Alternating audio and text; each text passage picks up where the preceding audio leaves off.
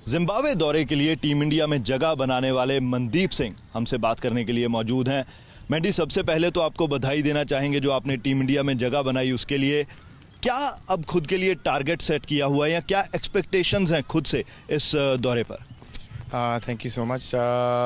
Expectation यही है कि शुरू से मैं चाहता था कि ऑब्वियसली इंडिया की जर्सी पहनूं और किसी भी क्रिकेटर का सपना होता है कि वो इंडिया खेले, तो एक सपना तो ज़रूर पूरा हुआ है, तो बहुत अच्छा लग रहा है। बाकी यही है, शुरू से यही मेरा एम था कि मैं इंडिया खेलूं तो 8-10 साल ज़रूर खेलूं।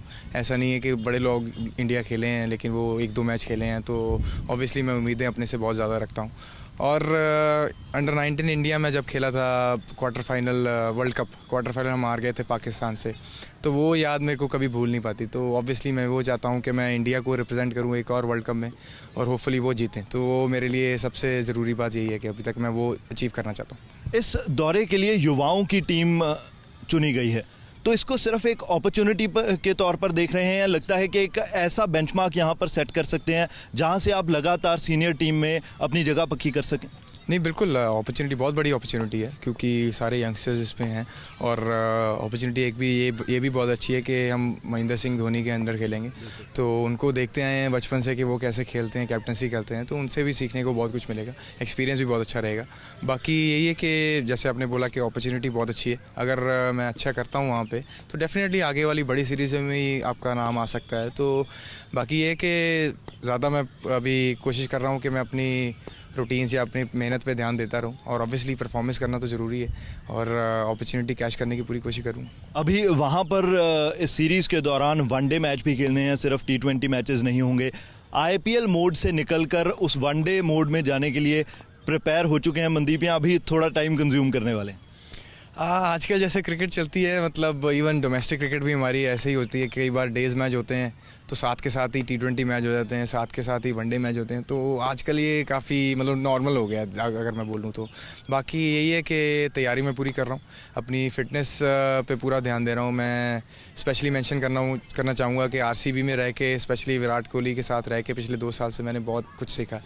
उनके वर्क एथिक्स, वो कैसे अपनी फ़िटनेस पे ध्यान देते हैं, कैसे उन्होंने फ़िटनेस अपनी क्रिकेट में लेके आई है, तो उसको मैंने लेके बहुत मेहनत की है स्पेशली फ़िटनेस पे, तो वो भी मैं कर रहा हूँ। तो यही है कि बाकी जैसे आपने बोला वनडे T20 में थोड़ा तो मुश्किल रहता है, लेकिन ये है कि काफ़ी सिमिलर ही है। अगर आप अपने आप को टाइम दो तो T20 में भी काफ़ी बॉलिंग होती हैं, यही है कि आपको उसमें थोड़ा डॉट बॉल्स कम रखनी पड़ती हैं और वनडे में आप फिर भी कर सकते हैं, लेकिन मेरे हिसाब से मैं मेंटली प्रिपेयर हूँ, ज़रूर अच्छा करूँगा दोनों में। इस दौरे पर एक ख़ास बात यह भी रहने वाली है कि यहाँ पर जो मार्जिन ऑफ एरर रहेगा वो बहुत कम रहेगा, क्योंकि अगर किसी बड़ी टीम से टीम हारे तो बहुत ज़्यादा क्रिटिसिज्म नहीं होता, लेकिन अगर जिम्बाब्वे से टीम हार गई तो क्रिटिसाइज़ बहुत करने लगेंगे लोग, तो कहीं ना कहीं एक एक्स्ट्रा रिस्पॉन्सिबिलिटी भी रहेगी कि किसी भी तरह हार नहीं झेलनी पड़े टीम को।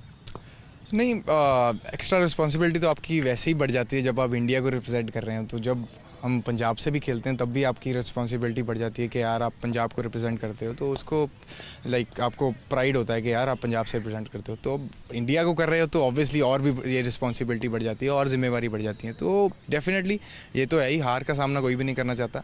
बाकी ये गेम है, ऑब्वियसली कई बार होता है कि छोटी टीमें भी बड़ी टीमों को हरा जाती हैं, लेकिन ऑनेस्टली हमारा जो यंग बैच अगला तैयार हो रहा है बहुत अच्छा है और जैसी जो भी टीम बनी है मेरे हिसाब से बहुत अच्छी है, तो हम डेफिनेटली वहाँ पे भी अच्छा करके आएंगे। जब नेशनल टीम अनाउंस होनी थी जिम्बाब्वे टूर के लिए, उससे पहले क्या कोई गूज़बम्स आ रहे थे या कुछ लग रहा था कि मैं सिलेक्ट होऊंगा या नहीं? उससे पहले क्या चल रहा था मन में? थोड़ी उम्मीदें थी क्योंकि मुझे पता था कि सीनियर प्लेयर 2-3 नहीं जा रहे, तो चांसेस हैं अच्छे, लेकिन थोड़े गूज़बम्स डेफिनेटली थे। मुझे तो पता नहीं आएगा कि नहीं आएगा, ऑब्वियसली जब पहली बार आपका नाम आता है इंडियन टीम में तो आपको ये चीज़ें रहती हैं।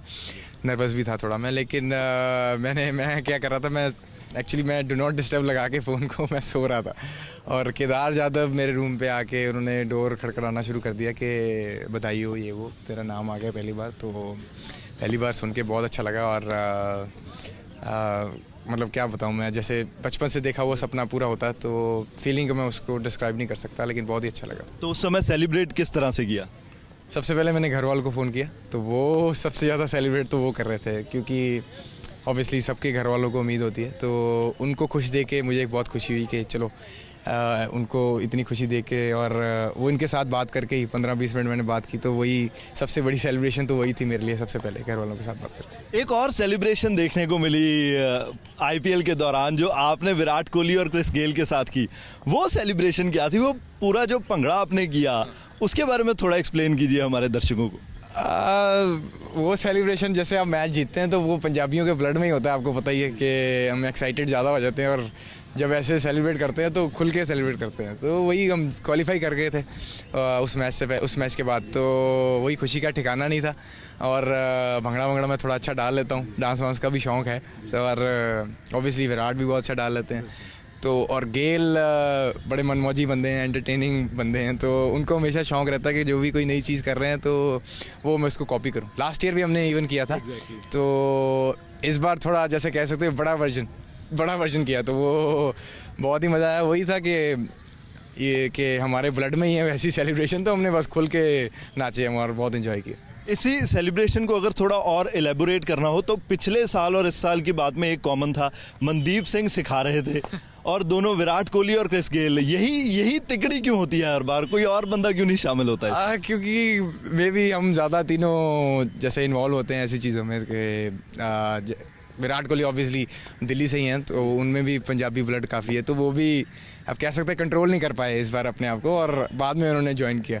और क्रिस गेल जैसे मैंने आपको बताया कि वो है ही ऐसे हैं, उनको वैसे भी डांस बहुत शौक है, तो डांस का बहुत शौक है, तो वैसे ही बड़े एंटरटेनर के तौर से जाने जाते हैं, तो उनको वो कभी भी कुछ भी हम करते हैं तो वो कॉपी करने के लिए तैयार होते हैं। बाकी लोग इतने फिर भी जैसे थोड़ा शाय रहते हैं ये वो, तो हम इतनी फिक्र न फाके जैसे बोलते हैं पंजाबी में, तो जब अगर जीते हैं तो खुल के एंजॉय करो, इतने क्या। तो सिर्फ भंगड़ा सिखाया या थोड़ा गैंगनम स्टाइल सीख भी लिया आपने? मुझे गैंगनम पहले से ही आता है मुझसे सीखने की जरूरत ही नहीं। हाँ, तो कुल मिला के आईपीएल मज़ेदार रहा? बिल्कुल बहुत अच्छा रहा। और जैसे मैंने आपको बताया कि सचिन तेंदुलकर के बाद अगर किसी को मैं फॉलो करता हूं तो विराट कोहली और AB डिविलियर्स को है, और मुझे उनके साथ खेलने का मौका मिला, और पिछले 2 साल से मैं जो उनसे सीखा हूं, स्पेशली AB डिविलियर्स ने मेरे को टेक्निकल चीज़ों में बहुत हेल्प की है, और विराट कोहली ने मुझे कैसे मेंटली स्ट्रॉन्ग, कैसे अपने हैंडल करना है प्रेशर, और फिटनेस लेवल उनका कैसे ऊपर गया। और टचवुड मैं भी फिटनेस पे बहुत काम कर रहा हूँ, और मेरा फिटनेस लेवल भी बहुत अच्छा हो गया उनके साथ रह के।